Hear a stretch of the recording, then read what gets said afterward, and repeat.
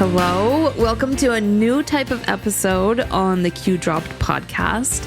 As you know, every second week we post an interview with somebody who has lost a loved one down the QAnon rabbit hole.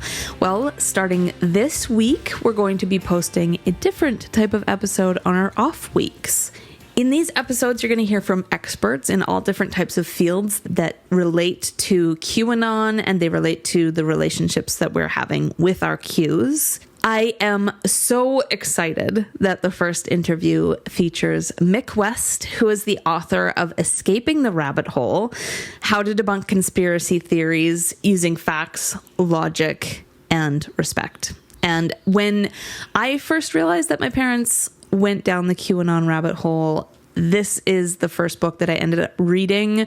I tend to kind of consume a lot of content when I'm going through something like that. And I reached for this book and I read it, and it was very, very helpful. And so afterwards I emailed Mick asking for, in a long shot, I asked for some personalized advice for my specific situation. And to my surprise, he actually responded and gave me advice for my situation. And I was forever grateful for that. And when I reached out for this interview, he told me he has a second edition of his book coming out with a whole chapter on QAnon. So I thought this is just the perfect fit. So I am so excited to bring this conversation with Mick West to you. If you are listening to this on an audio platform, just know that you can actually watch the full video of my conversation with Mick West on our YouTube channel. Of course, the link to that is going to be in our show notes. You'll also be able to see an ad-free version of this video on Patreon. And I'll also link to Mick's book in the show notes because it was awesome. And I think everybody should read it, especially if you are a listener of this podcast. Please rate and review our podcast so we can reach more people out there who might need to hear what we're talking about, and enjoy my chat with Mick. Okay, so welcome to the Q Dropped podcast, Mick West. This is our first episode where we actually have brought on an expert to talk about how to talk to people, how to deal with your relationships and stuff like that with people down any kind of conspiracy rabbit hole. So I'm really excited about that. You are, of course, the author of Escaping the Rabbit Hole, which our listeners can purchase at the link in our show notes. Do you want to tell us a little bit about yourself, Nick? Sure, yeah. I'm actually a retired video game programmer. So my background is in like software engineering and things like that. But I've always had an interest in kind of exploring alternative ideas, for want of a better word. I did a lot of reading of, let's say, science fiction and things like that when I was young, and that kind of translated to an interest in science in general. And then I kind of got interested in kind of conspiracy theories, because there's a lot of scientific claims in those. I started out with the chemtrails conspiracy theory. That's kind of like a misunderstanding of the science behind contrails. So I was kind of wading in there, trying to explain that to people. And I learned a lot in that process. And over the years, I've done more and more of similar things, branching out into different topics like 9/11 conspiracy theories, and more recently things like QAnon and UFOs, which have been in the news quite a lot recently. I wrote the book a few years ago. There's actually a new edition coming out in June the 20th. So people might want to wait for that edition. But it was basically trying to encapsulate everything I'd learned from talking to a lot of people, a wide variety of conspiracy theories. And here we are now.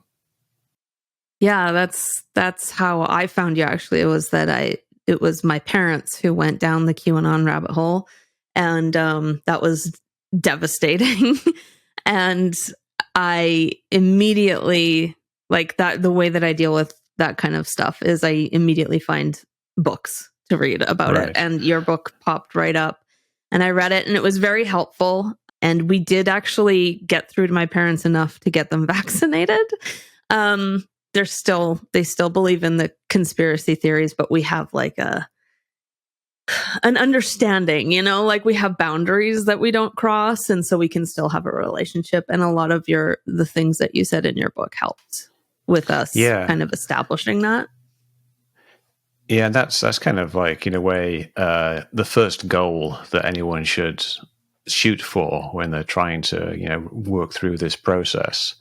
Initially it starts out, it's very, very difficult. When you have a relationship with somebody, and they often don't tell you these things. They don't tell you the gradual increase in belief, and it can kind of come all at once when they suddenly drop they listened to Alex Jones or whatever, and they believe in these various conspiracy theories. They usually have a different specific channel that they get their information from, but it can be quite a shock, and so it throws you off kilter. And I think it can be very difficult to quickly establish a new normal. But it's really vital to do that, because for a start, you don't want to lose the relationship with that person, especially if they're very close to you, like your parents or even your spouse. Lots of people have that experience. So you want to get that back if possible, and then try to build constructively upon that relationship. Mm-hmm. What would you say is the biggest mistake that people make when dealing with somebody who's down any kind of rabbit hole? Well, I think there's probably two biggest ones. And the first one is getting angry. Now, getting angry is very understandable. It's not something you have a lot of control over, because it's a shock. It's almost like this person has betrayed you because you thought that you knew them, and it turns out that you didn't. So getting angry is an understandable reaction, but it can be problematic. It kind of depends, how angry you get, I guess, and how long it lasts. A little bit of initial anger is perhaps okay, but you really want to get back to establishing the communication, and you can't do that from a place of anger and even dislike or hatred. And then I think the other mistake that people make is they start trying to debunk the other person. Like, they start trying to figure out, what did this person say, what is wrong, and then I just explain to them why they're wrong. And that really doesn't work if you start out doing that, because it's very difficult for someone to listen to you, because they feel like they know all the answers, and they feel like you know nothing. So you've got this disconnect here. They really think that you don't understand what's going on. So if you start jumping in there and saying, "Oh, well, look at this, AP article that debunks your claims about the white rabbit," or whatever the particular claim is, they're just going to scoff at you, because they feel like they know so much more about the subject than you do. And it's quite possible that they do. They've spent possibly weeks or months kind of getting deeper and deeper down the rabbit hole, consuming all this content.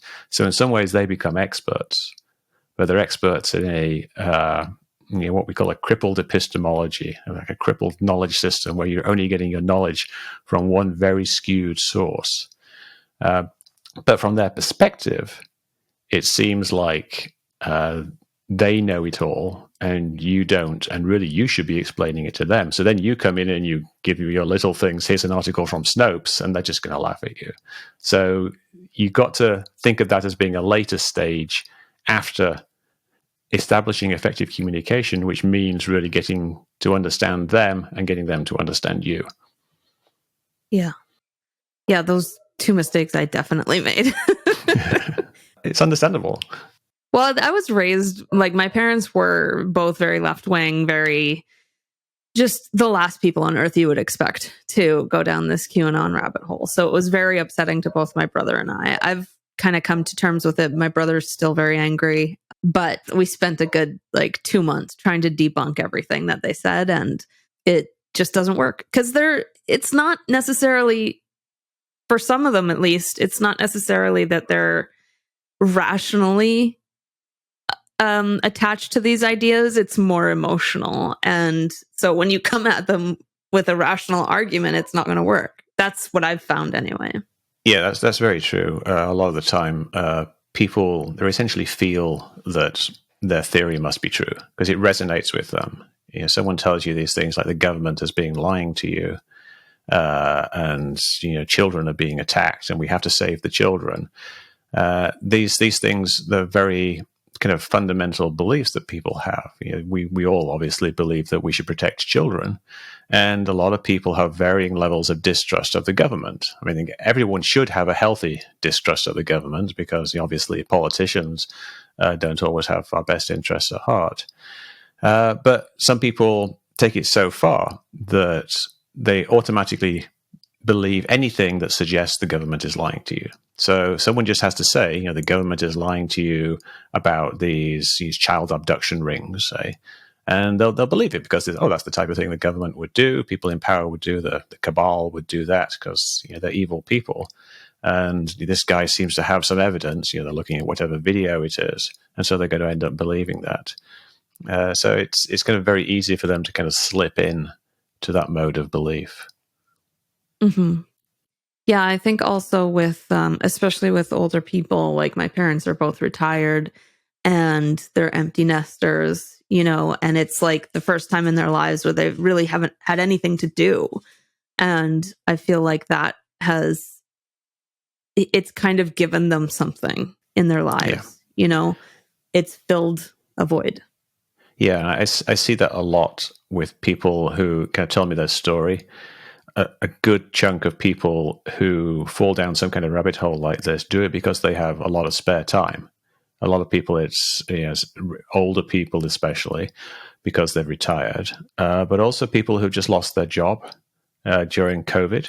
A lot of people lost their job, sometimes just temporarily. And so they spend a lot of time at home, and during lockdown, of course, like they couldn't even go out. So they're just kind of stuck looking for things to do on the internet. A lot of people live alone as well. They don't have other people to talk to. So they end up getting sucked into these things just because they have that spare time. If people were interacting with other people, going to the office or going to whatever work they do, talking to people, it wouldn't necessarily be so easy for that to happen.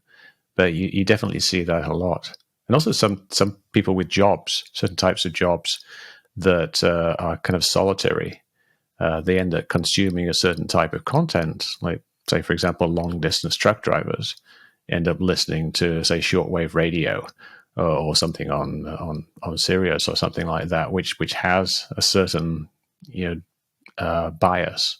And just because that's the only thing they get exposed to, and they do it over such a long period of time, they consume so much of it. Once they get hooked on it, they keep listening to more and more. They eventually just get kind of sucked in, and they might not even realize it. There was a documentary film a few years ago called "The Brainwashing of My Dad," which is about a woman whose father started listening to conservative talk radio. And previously, he was this very kind of progressive guy. Didn't kind of dismiss these types of things, but for some reason, he started listening to conservative talk radio, the kind of the more extreme right side of things, and he started repeating these conservative talking points, like immigrants are responsible for all the crime, and just the type of things that we should give tax cuts to the rich, and people shouldn't expect charity. The type of things that he was basically the opposite of the way he was thinking before.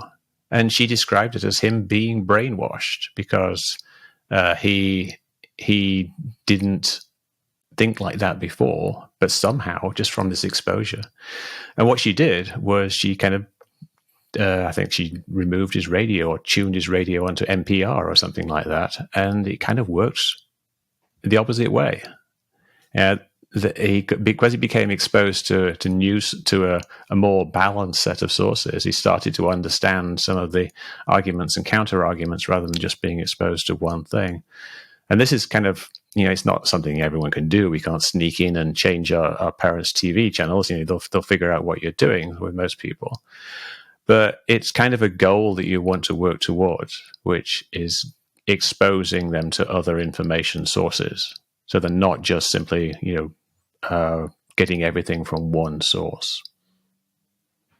Yeah, it's crossed my mind and my brother's mind that we, somehow get into their house and block certain websites on their modem and stuff like that. But but of course that's just a lot of work, and new websites pop up all the time, so it just would be impossible. But Yeah, it would come with risks as well, because if they discovered you were doing that, that's a huge kind of a trust violation, and you wouldn't want to do that. You want to, if possible, do it organically, like somehow get them to gradually start reading things or consuming content that is a little bit broader, which perhaps you can do by doing it together or just recommending things, or saying like, yeah, if you watch this, I'll watch whatever you sent me. So do a little quid pro quo there, and that can work, but it doesn't. You just need to kind of get them exposed to this other information. It's very important that people are not just stuck in a kind of a walled garden where they just end up spiraling deeper and deeper into a rabbit hole. You've got to have some kind of foothold with reality, and often that can be just talking to you. But it can also be like, if you recommend something to them to read, like, for example, like recommending an article about someone who used to be in QAnon, and they might find it interesting because they are in QAnon. It doesn't necessarily mean they will believe it, but being exposed to it helps, even though it doesn't initially seem that way. Yeah, my parents were, when we finally did get them vaccinated, it was after they watched The Social Dilemma, which is a documentary on Netflix about social media algorithms and how they basically keep you in an echo chamber. And I think that kind of opened their minds a little bit. Like I said, they're still down that rabbit hole, but they did get vaccinated, which is a huge thing for somebody in QAnon. So that helped a little bit. Yeah, I think like The Social Dilemma is probably a very good thing to get people to watch, because it kind of feeds into their beliefs in a way, because it's a little bit like, these big corporations are conspiring to brainwash you. And that's the type of thing that people who have a natural distrust of authority will kind of resonate with them. So, oh yeah, well, of course they're doing that. But when they start thinking about how might I have been brainwashed by various other people on social media, then it can be a kind of almost like a neutral way of bringing up the topic of undue influence from certain media outlets. Yeah, that was exactly their response to it. It was like, oh my gosh, I can't believe they've been conspiring against us. Like, it was almost like a new conspiracy theory for them to believe in. But fight fire with fire. Yeah, yeah. It was a good documentary too. It was very eye-opening for me as well. So my mom kind of got sucked into it through the online wellness community, alternative medicine, natural remedies, and stuff like that. What are some of the major kind of funnels to QAnon that you've noticed? Well, that's definitely one of them. Online wellness. I think there's something about wellness that a certain segment of the wellness community becomes just kind of overly concerned with health. Now, if you look at someone like Alex Jones, like a big conspiracy theorist, he made all his money from supplements, basically health supplements. So he was getting people. It was not just getting people concerned about their health, but the type of person who went into that type of conspiracy was perhaps a bit more concerned about their health, a little bit more kind of concerned with outside influences in affecting their body in some ways. I've seen this with the chemtrail community. A lot of people view like chemtrails as being like the government spraying toxins on us. So the person who is like more concerned with their health would naturally be more prone to believing in the chemtrails. And of course, with like the wellness community, you have this huge intersection with alternative medicine. So people who already believe in something that is kind of outside of the mainstream of science. A lot of this is not very far outside, like herbal medicine. Some of it is very far outside, like homeopathic medicine doesn't really have any scientific basis. But then you get even more esoteric things, like people who sit under little pyramids, or people who paint their walls with radiation blocking paint. These are all kind of extensions of the same basic concern that people have for their health, but they're leading into essentially pseudoscience. And pseudoscience has to reject mainstream science. So since you've got that rejection of mainstream science, you've also got the rejection of basically the authority structure that we have in the country, because mainstream science essentially is what the government goes by. So there's this very distinct funnel from the wellness community into people with some degree of perhaps hypochondria into conspiracy theories, because conspiracy theories, like I said, Alex Jones made hundreds of millions of dollars selling health supplements. He didn't make it from his YouTube channel. He made it from the commercials for super thyroid blocker or whatever it was that he had in the background. So it's a distinct thing. Yeah, with my mom, and I think with other people too, I think it's about control, and I think that's one of the things that kind of came into play when the pandemic happened, because for my mom, she's always been obsessed with health and living as long as possible and looking young, and like she lives her life with this intense fear of death and tries to control that, and so when something like a virus comes along, it's a lot easier for people, I think, like my mom, to accept that a human made it, because humans can be overcome. Humans can be defeated. We can fight against humans, but it's harder to accept that we're just at the mercy of nature, and that at any moment some virus could come and completely wipe us out. So I think for my mom and a lot of people like it, it's got a lot to do with control and this idea that they can have a say in when they die. Absolutely. Yeah. I think control in a broader sense too. Like when I was talking to a lot of the 9/11 conspiracy theorists, a lot of them really kind of disliked the idea that a few terrorists from Afghanistan and Saudi Arabia could basically just hijack some planes, fly them into buildings and kill thousands of people. They thought that was highly improbable.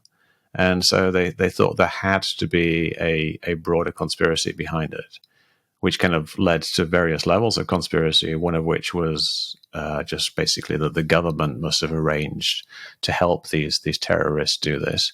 And then people even found that to be too ludicrous, because how could something like planes flying into buildings create this huge reaction? So they don't like this small effect having a disproportionate result. So then they came up with the next conspiracy theory, which was that explosives were planted in the buildings. Lots and lots, hundreds of tons of explosives, and it was just timed to go off after the planes hit the buildings. So you get these more extreme conspiracy theories, which just kind of resonate better with them, because now they've got this very powerful group of people who did this really complicated thing to cause this horrible result. And like you say, it's the same thing with coronavirus. They want to explain, why has the world been turned upside down? Could it be just like some bat bit somebody, or somebody ate a bat at some point and then it's spread around, or could it be this big conspiracy? And then again, you get lots of levels. It could be just like the Chinese let this thing out by accident and are covering it up, or the Chinese did it deliberately, or the Americans did it deliberately, or it's some kind of vector for something else and it's going to be activated by 5G radiation. And kind of the bigger the conspiracy theory gets, for some people, the better it is, because it explains things so much better. If you think like 5G radiation is bad, that's explaining why you're having headaches. There's a 5G tower down the street, so it justifies your concerns. If you're having headaches and it's just a mystery why you're having headaches, that's very dissatisfying. But if you can say the government is irradiating me, trying to activate the vaccine chips that they've implanted in me, that's kind of an exciting theory about the world that seems to make sense to you, and it feels better, and that's why people get sucked into it. For sure, it definitely is tied into all of that control. And I think also another thing that kind of motivates people is feeling like I've heard this from a lot of the people that we've interviewed, that their QAnon loved one loves the feeling of being smarter than everybody else or having access to secret knowledge. That's the thing. I think there's a few markers for conspiracy theories, and there's a few studies that have been done as to the personality types and various things that you can measure in people about their personality and their psychology, and how it correlates with conspiracy ideation. And one of those is called the need for uniqueness. And it's basically, feeling special, the desire to feel special. And they can measure this in people. But the way they measure it is fairly simple. Basically, they have a multiple choice questionnaire, and it's got like 40 questions on it. And if you score higher than a certain point, you're more needy for uniqueness. But I think the actual correlation between that marker and whether someone becomes a conspiracy theory isn't that big. It's like 5% or something like that, 5% more than the general population. So it doesn't really have a huge impact, but it's definitely there. It's measurable. But lots of people with just perfectly normal needs for uniqueness get sucked into conspiracy theories. And what happens is they think they become unique, and then they enjoy it. So you kind of fall into this thing, like if someone told you that you are special, then you might enjoy it. And the average person might. I like feeling unique. I mean, I like it when people like my videos on YouTube and things like that. I like it when people tell me they like my book. Everyone likes to feel special. Everyone likes to feel unique. And so when someone falls into a situation that makes them feel unique, it's a fairly natural thing. And I'm kind of laboring this point because I think it's important not to pathologize conspiracy theory. You don't want to view it just as a mental illness. There's some components of mental illness which contribute to that. But there's also lots of people who are conspiracy theorists who are perfectly normal. They just have this mixed up set of beliefs that they've arrived at because they've consumed the wrong information.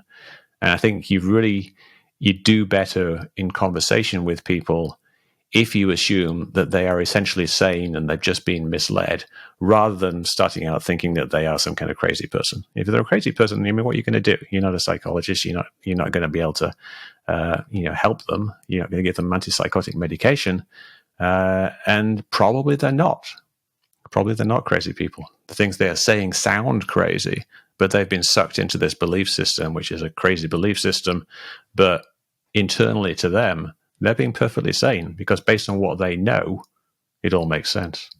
Yeah, I agree. I've heard a lot of people refer to it as mental illness, or that the believers are crazy or whatever. And I don't think that that's very helpful, because some people leave, some people get out of it and they change their minds, or they're exposed to new information and they're not down this rabbit hole anymore. And with QAnon, it's exceedingly rare in my experience speaking with everybody, but it still happens. We've spoken to one person who used to be in QAnon.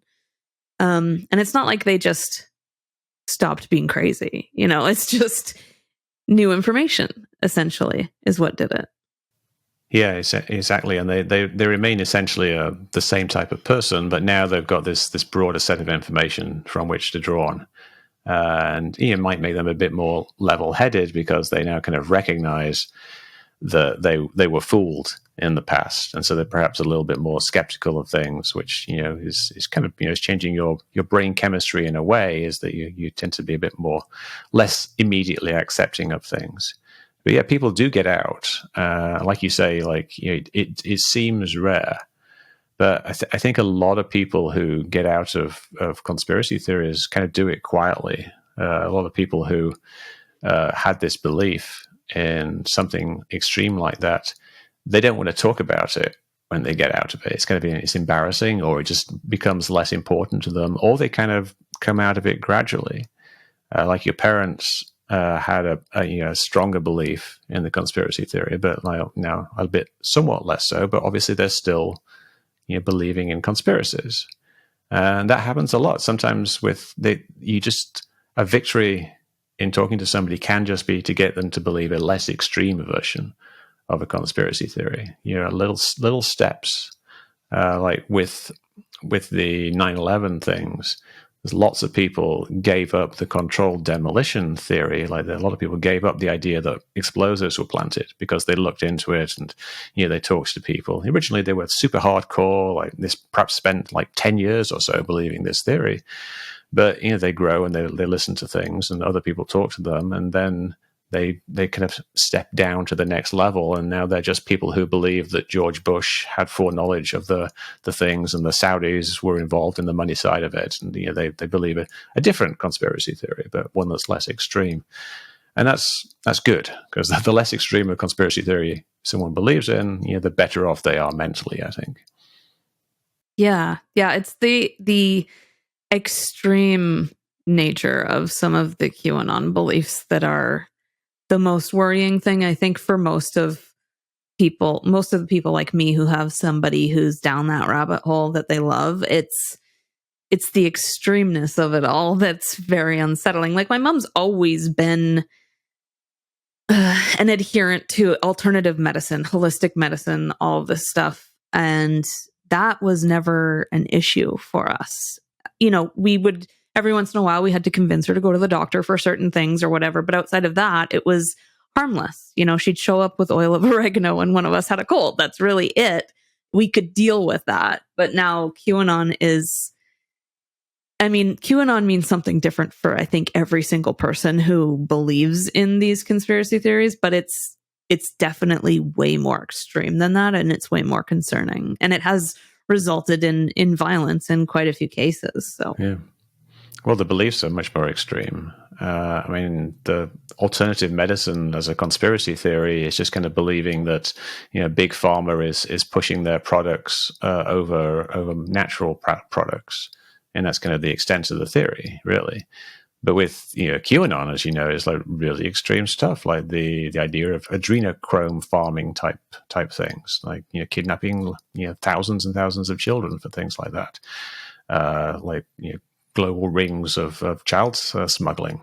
These at the high levels of government. These are pretty extreme theories, like with direct consequences. If you believe some of the numbers of the number of children that have been abducted, it's like something like 1 in 5 children are going to be abducted by QAnon over by the deep state over their lifetimes. It can be, it was something that creates a lot of fear if you believe that type of thing is going on, and obviously it's going to create this huge distrust of the government, which is going to lead to things like the January the 6th attacks, because people believe that there is this deep state conspiracy, and they believe it to be really horrible. It's not just like a bunch of guys trying to make money by promoting war and selling arms, which is kind of an old-fashioned conspiracy theory, which is probably partly true. It's this horrible kind of satanic, sick this conspiracy that if it was true, everyone should be fighting against it, and so they think that what they do is completely justified. Whereas like health issues are much less so generally, and I wouldn't kind of dismiss it entirely, because there certainly are issues. Like I know people who lived shorter lives because they rejected conventional medicine. People with cancer who prefer a certain type of treatment, or they reject something, like say rejecting the steroids that you need because you've read somewhere that steroids are bad for you. But if you had the steroids, you would have lived another like 6 months to a year. But instead you go downhill very rapidly. Like these things actually do happen with people. Steve Jobs, perhaps lived less long than he did because he went with alternative medicine. So most of the time it's pretty harmless for the individual. It's pretty harmless at a national scale as well, but it's not without harm. Yeah, for sure. For most of the people that I talk to, and like myself, it feels as though there's been a rise in conspiratorial thinking, and QAnon is a huge part of that. Do you know if that's factual, or are we kind of at the same level of conspiratorial thinking as we've always been? It kind of depends how you measure it. There was a study, I think, by Joseph Usinski, who did, I think it was an analysis of letters to the editors or something like that, and analyzing over the years how much of those were conspiratorial. And he didn't seem to see any change. But it seems fairly apparent that these things are more mainstream now. And I think that's kind of what happened. It's the conspiratorial thinking that people always had, like a distrust of the government or a feeling that there was something more going on in the world, has become more brought to the surface. And it becomes very easy now for people to kind of pierce the veil as they see it and discover some kind of conspiracy that they can then follow. But their actual thinking might not have really changed that much. If they distrust the government, now they're just distrusting the government and they have some specific evidence, or so they think. So it's very hard to say, because these things are kind of hard to measure and they kind of ebb and flow with what's going on. Like there's a fairly benign conspiracy theory is the UFO conspiracy theory, which is the theory that the government is covering up evidence of aliens, some kind of crashed alien craft or something like that. And that basically depends on how much it's been in the news. And because there's been lots of stuff in the news recently, the amount of people that believe that theory kind of went up from about 20% to about 40%, just over like 5 years or so, just because it was in the news. So I wouldn't see that as really a rise in that particular conspiracy theory. It's just kind of a surfacing of it, and it being publicized more. And in 5 years' time, it'll probably fade away again as nothing actually happens. But yeah, it's hard to say, but it does seem like there's certainly a lot more of it going around. Yeah. What do you think contributes to it becoming a little bit more mainstream? I know that like one of the factors is obviously the internet and the ability for all of these people to reach each other. But is there anything else that you think contributes to that? Yeah, I think there's a couple of things. One is the internet's making it easier, but also the kind of dissolution of traditional media, mainstream media, into various different outlets. Like you used to get all of your information from TV news back in the 90s and before. Then you got some of it from the internet, or you get it from newspapers. Then you get it from the internet, and when the internet started to get popular and fast, you start to get outlets that were just internet outlets, like Huffington Post or whatever. And then you can get more niche outlets. You get these smaller outlets that are just kind of aimed at one particular audience. And the old media, like CNN, is increasingly the demographic has shifted away from the younger people more towards just older people who like to have the TV on in the background and don't really like the internet. So you've got like a huge number of people who no longer get their information from mainstream media, even if it was something like Fox News. They're now going over to alternative things. This even happened within the internet revolution itself. YouTube kind of used to have a monopoly on video sharing online. But they did a lot of work to try to suppress negative and hateful content, like conspiracy theories. So it became very, very hard to find things like that on the internet. Like if you look for chemtrails, you won't find very much other than chemtrail debunking things. You look for election denial videos, and you won't find very much of that either. And what happened is that's initially worked by suppressing the spread of information, which was great.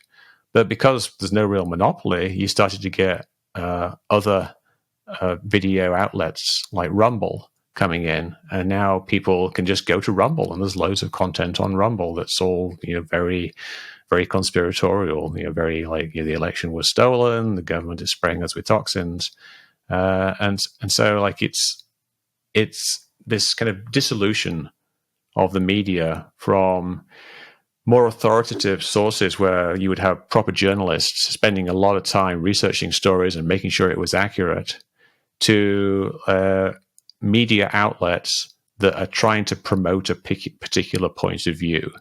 If you go on in Rumble, they're trying to promote a particular point of view. Even Twitter is kind of getting somewhat compromised because of Elon Musk trying to promote his particular point of view, and it's a difficult thing to get around because people are going to latch on to one outlet or one set of outlets, and it's going to be very difficult to get people away from that because we've lost that more authoritative, more in-depth reporting that we used to have. For sure. And something that I've also talked about a lot is that, back when I was a kid, the news was where you got your news, the news hour at dinner time and the newspaper. And both of those outlets had very high journalistic standards. And you could more or less trust what they were saying. Sometimes they'd get things wrong. They'd issue corrections. And of course it would be on the last page in small print, but they would still issue a correction. And, but it was trustworthy for the most part. And then when the internet came along, it was like all these little, like anybody can start a blog. Anybody can make it look like it's a news site, and it can be, any information can be posted on it, and there's no journalistic standards being enforced on all of these websites. And I think it's easier for people like of my parents' age to, when they see something that looks like a newspaper website, they just inherently trust it because they grew up with newspapers having journalistic standards, and that's what they associate with that. So I think it's definitely, some of these more sinister outlets that are trying to pass themselves off as legitimate journalistic outlets. It's concerning. I mean, there's things like that in all the conspiracy theories, and someone can just get a nice camera and sit in front of it and put a green screen behind them and put up a newsroom set stock footage and just wear a suit and tie. And it looks like a reputable outlet when it's just some guy, just some person who's just, saying whatever he wants to say, but framing it as if it's mainstream news. And you put some nice graphics on screen. It's a distinct problem because, like you say, older people are used to trusting things that look like that. I think we have an opportunity with younger people to teach them how to judge a source, like how reputable is this source, and can we actually verify this from other people, and who are these journalists, and what are the things that they've written, things like that. That's something I think that will be increasingly important. I mean, it's important right now, and it is something that some schools do teach, but I think it's going to be vital in the future because there's going to be so many so much diversity of information sources that being able to judge the quality of an information source is going to be very challenging. Perhaps it's something where artificial intelligence might come in, but that's a whole other kettle of fish in itself. Yeah, it is. So one of the things that every single person that I've interviewed who has a QAnon loved one has said to me, and this includes my parents as well, is that these Q believers, when you are talking to them about anything or trying to challenge something that they've said, they move the goalposts, just constantly moving the goalposts. How would you suggest that somebody deals with that? Because that feels like it's impossible to get around. It is, and it's kind of like a survival strategy in a way for people who believe in conspiracy theories. They base their beliefs on a wide range of things. They've got lots and lots of evidence. If you look at the list of Q drops or something like that, or the Q map, it's huge. There's thousands of things on it, and they could just pick like a whole bunch of them and say that this is the evidence. And if you explain why all that is false, then they can just move on to something else because they know that it really only takes one thing to prove their conspiracy theory. If the government is doing this one thing, then it means that the evil conspiracy exists, even if a whole bunch of other stuff turns out not to be true. That's just disinformation. So kind of what you have to do, I think, is try to focus on things that will make the most difference. And the way I recommend people doing that is try to find things that your friend doesn't actually believe in. What are the things, perhaps in this conspiracy theory or perhaps in this other conspiracy theories, that they don't believe to be true? The reason you want to do that is that everyone draws a line at some point in the kind of the extremeness spectrum of conspiracy theories. You've got one end things that are not particularly extreme, and then at the other end you've got things that are a lot more extreme. Very, very extreme things, and people will say, I believe these things here, that they sound very reasonable, but at this point I don't believe anything that's over here. And I think the mistake people do is that they're debunking all this stuff that's over here in the easy section, all the stuff that's down at the bottom, that this person believes solidly. So it doesn't really do much good. And obviously, there's no point in debunking this they don't believe. But if you narrow it down into that boundary, this line of demarcation between what they think as being reasonable theories and what they think of as being extreme theories, then you can find things that will make a difference. You will find things that are kind of pivot points in a way. If you can ask them, if you believe this particular thing here, but you don't believe something that's just a little bit further, a little bit more extreme, why don't you believe that, and why do you believe that? Then you can contrast the two things, and it can just be like an interesting conversation. You don't go into it setting out to debunk them on this particular point necessarily. That'd be great if that happened. But try to get them to think about why they believe one thing but not the other. What is the actual difference between these two things?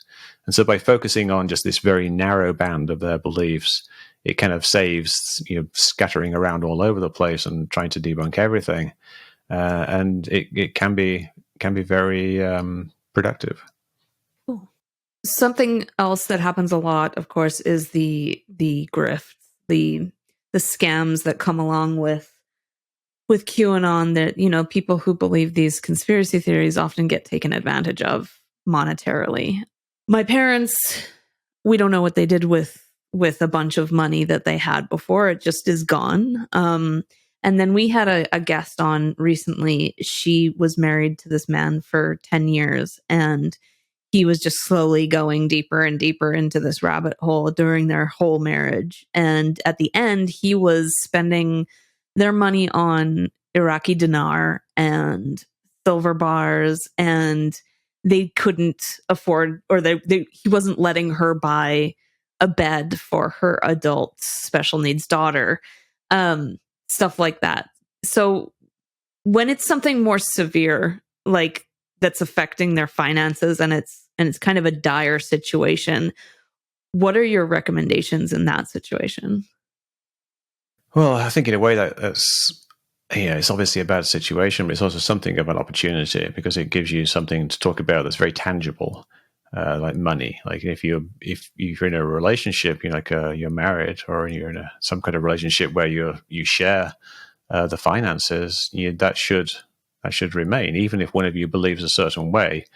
That doesn't mean that they can spend all of your money. You can't spend your money, so it can kind of, in a way, be like a negotiating point. Where you can kind of try to come to some kind of shared understanding about the money. And once you've got that kind of little bit of shared understanding, that can sometimes be helpful in moving forwards. You get a situation. But in terms of how do you deal with like the broader situation if someone's taking all of your money and spending it all on nonsense? I mean, this is a very difficult thing because you don't really have the luxury of time. A big part of like helping people out of the conspiracy theory is giving it time. So that's just kind of a situation where you might have to consider more drastic things like legal action or separation. Even it's you've got to look after yourself, and you can't just like say, oh, I'll just let my money be frittered away because maybe things will improve in the future, because they may well not improve in the future. So it's a very serious situation that needs to be addressed seriously and not just left alone. Yeah, our guest ended up divorcing him, so she dealt with it. She's much happier now too, by the way. Yeah, well, it's it often happens. Yeah, he was also buying these things called Tesla biohealers. Have you heard of these? They're not No, I by haven't. the Elon's company. It's this other company. It's like Tesla Medicine or something like that, and they're based out of an old motel, and they basically they sell these giant cans that they say they're like the mini med beds, and I think somebody opened one and it was just filled with cement or something like that, but they sell for like $600 a piece, and then you can get the bigger ones for 20 grand. He was buying those. So That's sad, yeah, because I mean that kind of ties into the whole thing we were talking about earlier with the health things, and people do end up when they believe certain types of alternative science, they will end up buying things like that, and this is what drives a lot of this stuff. Like, I came back to Alex Jones a couple of times because he made so much money doing it, but there's a lot of people who make money from very alternative medicine, like people who are EMF blockers and things like that, or things like quantum patches that you can put on you to kind of like remove the toxins in your blood. These are things that some of the people who are selling them actually believe them. Perhaps they got them from someone else. So you go to these trade shows where you see these things, and you see someone with this this foot bath that takes toxins out of your feet. Even though it's complete nonsense, it's just it's a chemical reaction. Like, the people selling it actually believe it, and to a degree that happens within the community. So it's you can't always assume someone's a grifter, although ultimately a lot of people are, but some people do actually believe it, which is kind of weird. yeah, for sure. Yeah, they do. We've come across a few of those people with my mom. My mom went down the Mike Adams, the health ranger. Oh, have you heard of him? Oh yeah, he's terrible. Yeah, he's pretty awful. You explain in your book what to do when somebody calls you a shill, and that is something that happens to I think every single person who has a Q believer in their life at one point or another gets called a shill. What should people do in that situation?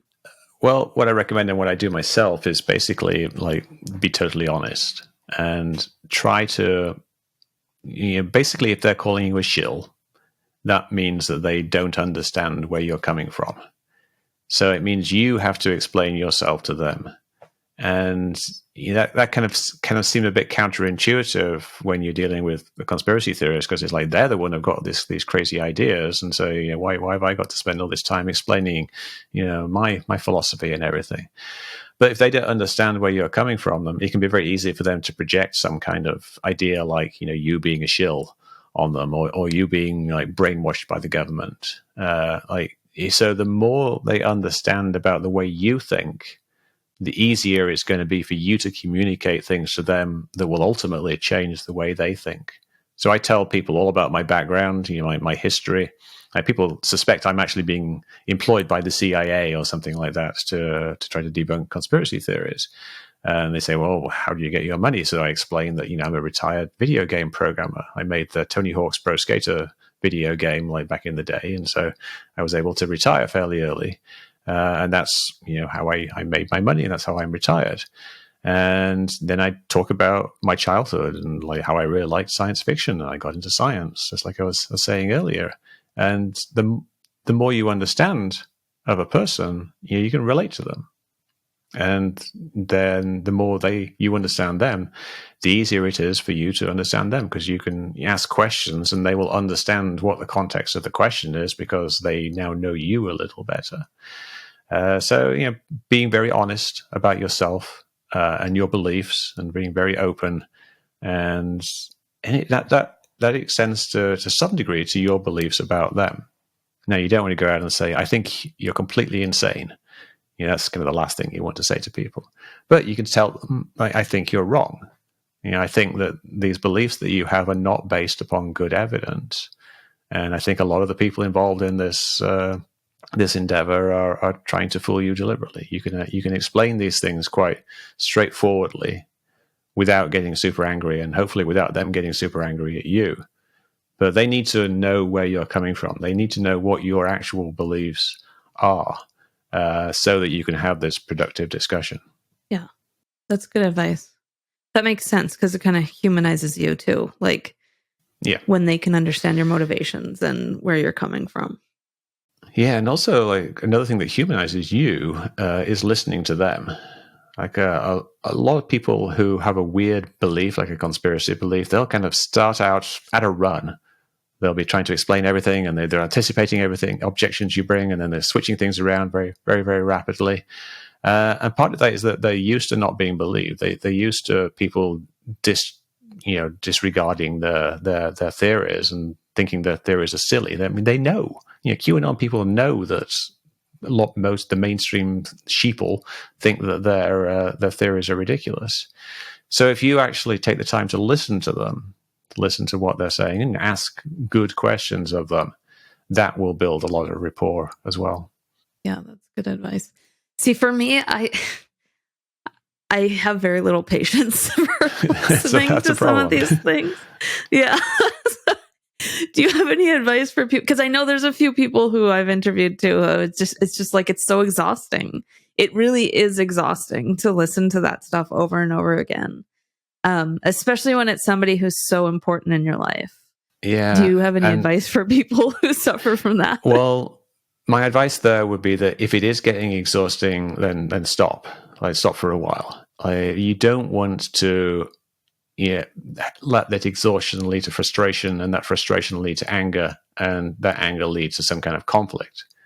You think of it as you're making little progress. You talk to them. Maybe you hit a wall after 10 minutes, perhaps, maybe longer. And then there's no point like continuing after that. You can move on to something else. And you can establish kind of a norm of conversation that you don't like actually talking about these things with them. You find it distressing, and you find it like difficult to talk about these things. And if that kind of becomes the norm, people will accept it eventually. And you can have these short conversations. I don't mind talking to you about this for like 10 minutes a day, but that's my limit. That's something you could set as a ground rule. And if you've set that, what are they going to do? Like, maybe they want to talk to you longer, but you've made the decision. You can extend that later if things become more productive and if you become more used to it. But don't give in to this fatigue and frustration and anger, because that's not going to help. Move away if that's happening. Yeah, for me, it was when we first, like I told you before, we tried to debunk everything that my mom was saying, and it went on for like a couple of months. It was all in email because at the time we were arguing about the vaccines and COVID was spreading and we didn't want to get together. So it was all in email, and I was just, at the end of that, I was just exhausted, and I was like, I can't do this again. I can't involve myself in this again. So that's when I just drew the boundary, and I said, I don't want to hear about this stuff. And if you're going to talk about it around me or my kids, we're not going to hang out with you. And they've respected that for the most part. So it's kind of gotten us back to a place where, we can sit down, we can talk about what's going on in town or the weather, or as long as it's real clouds. It's funny. We interviewed somebody yesterday who said that her mom was traveling in Mexico and she'd been drinking a little bit, and she looked up and she's like, oh, it's so nice to see real clouds. Yeah, no, it's a surprisingly popular theory, that the weather is being controlled with chemtrails. Yeah. We have a lot of younger people as well who we've interviewed who still live with their parents, and they're like their QAnon parents, and have found themselves in precarious situations because of it. Like I think it was last week, we interviewed a man who he's in college now, but as he was growing up, his dad's belief that the whole medical industry was corrupt stopped him from getting his child much needed medical attention, because he suffered from severe scoliosis and a bunch of different ailments that made him disabled. And in a situation like that, when you're a minor and that's your guardian, what do you suggest somebody does? Gosh, I mean, that's not something I've really had very much experience with, so I would kind of hesitate to give advice. But if possible, like you want to try to establish some kind of non-conflict based norm. But if that involves you being denied medical care, then you're probably going to have to seek some kind of outside help. And I don't really know what type of resources there are for minors, but we know that minors can appeal to courts at an extreme, and they can become emancipated from their parents, essentially divorce their parents. But it's not really my area of expertise. I would hope that most people in that situation wouldn't be in such dire straits, and that they rely upon their parents for medical care, and they can just kind of get through it until they become of age and they can leave, or they are able to make their own living. But it's a tricky situation. But something you said earlier reminded me of kind of a weird thing that exists already, which is many religious people, like say some Catholics and other people, believe that if someone isn't baptized or hasn't had the right sacraments or whatever, then they will go to hell. And they actually believe this. And so they're surrounded by people that they believe are actually going to go and burn in the fires of hell forever. And these could be like, friends and relatives that we know, and vice versa. But somehow we all manage to still get along. Like there's this really weird belief that a certain segment of society has, is that all the other people in the society are going to go to hell and they are going to go to heaven. And yet whilst we're here on Earth, it never really comes up in conversation, because they know that the non-believers think it's kind of ridiculous, and the Catholics or whoever think they're probably not going to be able to change their minds, so why bother trying? But it's what I'm saying is it's kind of not without precedence that such a weird belief can kind of coexist with reality. So just because someone believes in QAnon, it doesn't mean you can't have a good relationship with them. That's a really good point.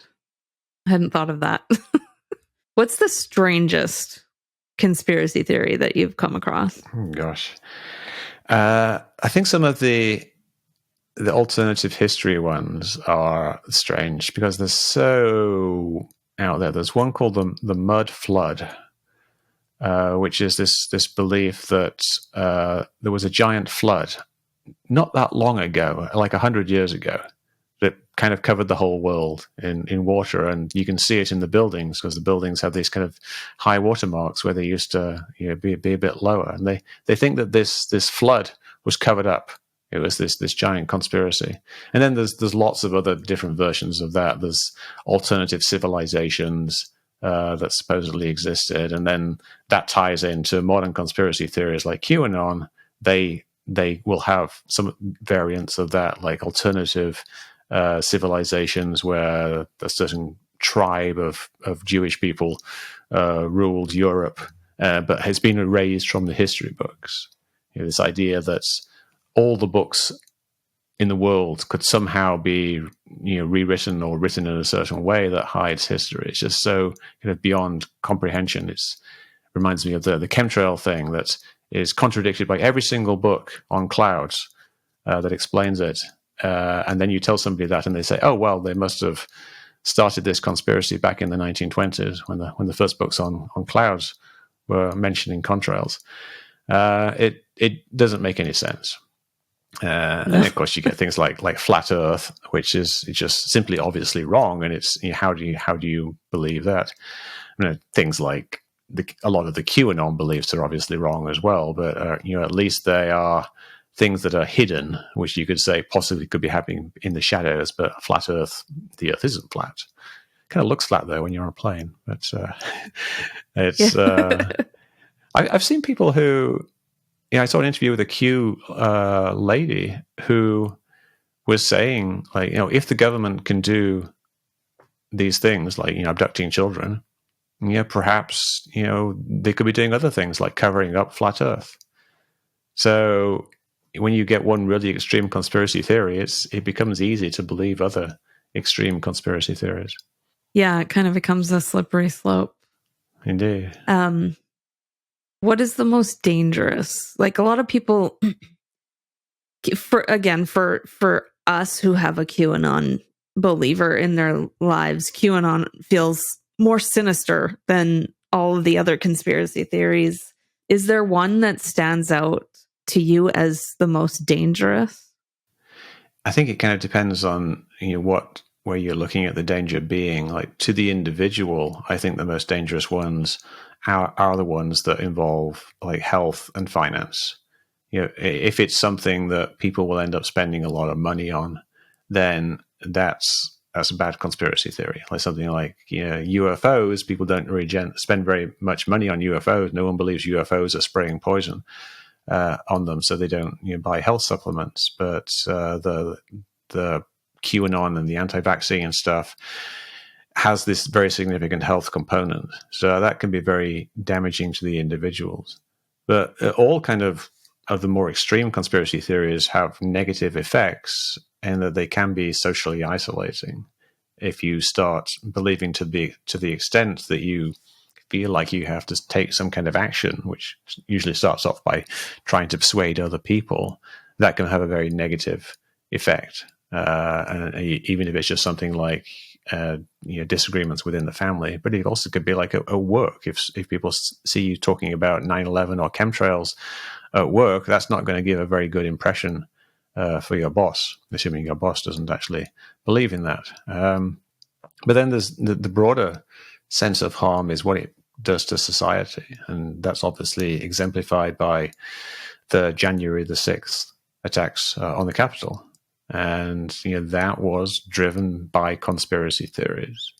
It was conspiracy theories about essentially the election being stolen. But also the broader QAnon conspiracy theories and Falun Gong, things like that, like just kind of anything that's opposed to the mainstream. So those are very dangerous, even though like some of them don't seem super extreme. Like the election fraud conspiracy theories seem less extreme than chemtrails or blowing up the World Trade Center. But they're very dangerous because they strike right at the heart of the democracy, and because they're almost like a reasonable thing to believe, because it's not super extreme, then it means that it's very easy for people to justify taking action on them because they become so convinced that it's true. They think that our democracy is being stolen. We've got to do something about it. It seems very reasonable to them. But then looking at it slightly wider again, any conspiracy theory that's more extreme than, say, the election fraud conspiracy theory is probably going to lead to that person believing in election fraud. Because election fraud isn't a particularly extreme conspiracy theory, if you get someone sucked into, say, flat Earth, a completely extreme thing, flat earthers, they're probably going to believe in chemtrails. They're probably going to believe that the vaccine has microchips, and they're probably going to believe that the election was stolen. So all conspiracy theories have this degree of danger, but some are more directly dangerous than others. Yeah. Have you heard of anybody who's gotten out of the QAnon rabbit hole?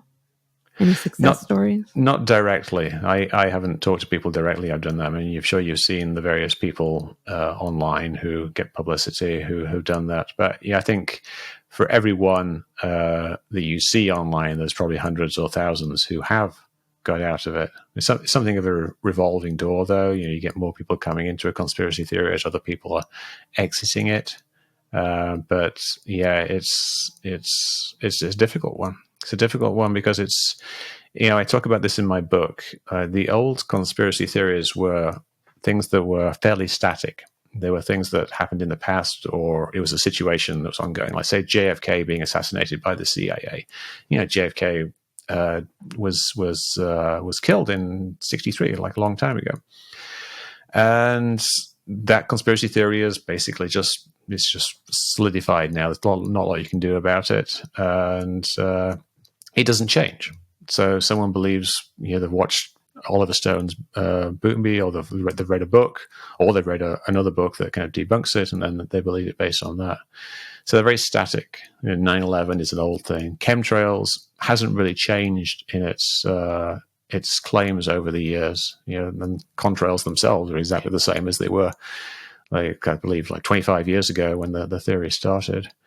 But QAnon is a super dynamic conspiracy theory. It's constantly changing all the time, which means that you can kind of get someone out of QAnon, but they get back in because there's a new QAnon that's coming out. Like, the original stuff, like the storm, when everyone was going to be arrested, Hillary Clinton's under house arrest, none of that was happening, and none of it came true, and none of it looks like it's going to come true.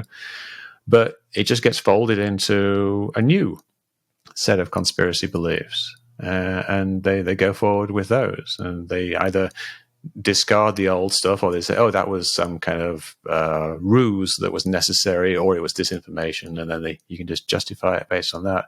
But because it's so dynamic, it's what they call self-sealing. Like, you poke a hole in it and the hole gets sealed up automatically. Like, you get rid of a whole bunch of it and then it just spreads out to fill the void. So it's a very challenging conspiracy theory, as are most of the new conspiracy theories that come up nowadays. Do you think we'll ever be without people who believe in false conspiracy theories? I do not think it is possible to get away from conspiracy theories. It's just a natural way of people thinking. I think we can improve the situation. I think we can teach people more about how to judge conspiracy theories, and we can have tools that will identify disinformation in a transparent way, not just flagging something as disinformation, but providing all the information in a nice open source way and explaining how the dots were connected and how you might have been fooled. But I think it's just a natural part of human nature to be suspicious, and it's very understandable that people fall into listening to one particular outlet or another, and that's always going to lead to conspiracy theories. It's not something that human civilization has ever been without, and they never will. We never will be in the future. You were once on the Joe Rogan podcast, right? Yeah, 3 times actually. Yeah. Oh, really? I used to be a fan. Like, I used to listen to it pretty avidly. Yes. But do you think, like, I've kind of changed my view on it a little bit lately, especially with my parents going down the QAnon rabbit hole. I feel now kind of like he's adding to some of this stuff. Do you feel that way too? I agree. Yeah, I think he's kind of fallen into a certain way of thinking, which I guess, like, there's various ways. It's kind of, I guess, like Elon Musk type things, kind of a bit right wing, but also kind of a bit laissez-faire, like someone who thinks that the world should be a certain way, and we should do certain things. But he's believing, I think, a lot of the claims and repeating them uncritically. Like, he repeated the claim that a school was installing cat litter in the rooms so that furries would have a place to go to the bathroom. And he said it was true because someone had told him it was true. And so he repeated it. And, he later retracted it. But, the problem is that initial stories are much more interesting than retractions. And so he tends to promote lots of things. Like, he's promoted lots of coronavirus stuff, which is just flat wrong, like saying ivermectin is effective, things like that. It's stuff that someone has told him and he believed it, and so he repeats it. He's a smart guy, but when you're only getting your information from certain sources, you're going to end up with gaps in your information. He's a big UFO guy, and he believes some of the more ridiculous UFO theories out there. There's a famous UFO guy called Bob Lazar that pretty much everyone thinks is just, full of nonsense. But Joe Rogan believes him just because he likes the theory. It resonates with him, and it's unfortunate. Yeah, and I I have a thanks to him in my introduction because he's partly responsible for the book getting written. In that someone saw me on Joe Rogan and they thought, oh, this guy's on Joe Rogan, let's get him to write a book. But yeah, and he has escaped the rabbit hole to some degree. He used to be more interested in things like chemtrails. Then he saw my website on chemtrails, and it helped him realize that it was nonsense. So he's one of these people who's kind of just shifted up and down the spectrum and perhaps broadened the spectrum a little bit. But now he's in a place, I think, that where he does uncritically repeat disinformation, and it's usually towards the kind of conspiracies about things like vaccines and the election fraud and woke culture and things like that, which is a bit disappointing. It is because I used to really enjoy watching him. Yeah. I mean, I got exposed to so many new thinkers and authors by watching that show, but now it just feels like a lot of them are just people who are saying things that have no basis in reality. And it's disappointing. It is disappointing. And I'm in two minds. Like if I do a lot of UFO debunking and he's into UFOs, so he might invite me back to talk about UFOs. I don't know whether I should go back on, but maybe I can go back on and talk some sense into him. Yeah, we'll see. Do it. So you have a website called Metabunk. It's a website that helps people. It's got a lot of information to debunk a lot of these conspiracy theories. Does that include some from QAnon? There is the QAnon subforum. It's not been that active recently. It was more active like a couple of years ago. It's still things kind of crop up occasionally, but I think people kind of got a bit tired of the QAnon because it is kind of repeating similar types of things, even though they're new things, but they're not things that are really based with good evidence. And if things don't appear to be making the news, then people don't tend to want to debunk them because doesn't seem to be affecting that many people. But I probably should do more. I've been very interested in, like I say, UFOs recently, but the forum covers a wide range of things. There's a lot of resources about chemtrails on there, a lot about 9/11. There are quite a few QAnon things, and there's stuff about election fraud, and a lot about UFOs, and all kinds of other things as well. There's thousands and thousands of posts. Not the best organized, but there's a lot on there. Yeah, I've browsed there a couple of times, and it's pretty informative. I like it. Definitely a resource for anybody who's looking to debunk their rabbit hole loved ones. So you said you have the second edition of your book coming out, and you told me that there's going to be some information on QAnon in there. Yeah, there's basically 4 new chapters, one on QAnon, one on the vaccine and coronavirus, one on election fraud, and one on UFOs. And these are just all basically things that came into prominence after I wrote the first edition. Obviously the QAnon was just in its starting in its ascendance. I hardly mentioned it in the first edition of the book. Now it's got a full chapter on it, and then the election happened afterwards, and then UFOs have been kind of popular, and the pandemic, of course, was the huge event that happened after I wrote the book. When does that come out? June the 20th. So just a month from time of recording, approximately. Cool. I'm 3 weeks. Very excited to read that. Do you want to tell people where they can find you or they can follow you? Yeah, they can find me at Metabunk. This is metabunk.org. Or I post a lot on Twitter. I'm at Mick West on Twitter. Or if you want to just email me, you can email me mick@mickwest.com. And I'm always happy to hear from people and give some quick advice if possible. But yeah, that's my main things are Metabunk and Twitter. And YouTube. I have a YouTube channel. He does answer his emails. I emailed you 2 years ago when I read your book, and I was just in the initial shock of finding out that my parents were down the rabbit hole, and you responded, and it was nice.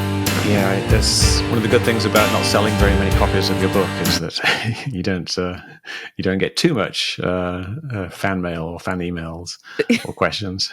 So I'm in a good position. You probably will from some of our listeners. Oh, I welcome it, sir. Well, thank you very much for joining us. We really appreciate you taking time out of your day to talk to us. This has been really, really informative. Thank you. It's been a very interesting conversation, and I really appreciate what you're doing with your podcast and helping people via that. And that's a great work. Thank you so much for listening to my chat with Mick West today. I'm going to go ahead and link his book in the show notes so you can grab that. It's a must read, especially if you're an avid listener to this podcast. Also, you'll find links to all of Mick's social spaces down below. And you're going to find a link to the full video of our chat so you can see Mick and I talking to each other on our YouTube channel. And you can get an ad-free version of that as well on our Patreon. And the Patreon is a really, really, really great way to support this podcast if you're looking for a way to support it. And if you're looking for a free way to support it, one of the best things that you can do is rate and review this podcast on Apple Podcasts or any platform that you're listening to us on. Thanks for listening.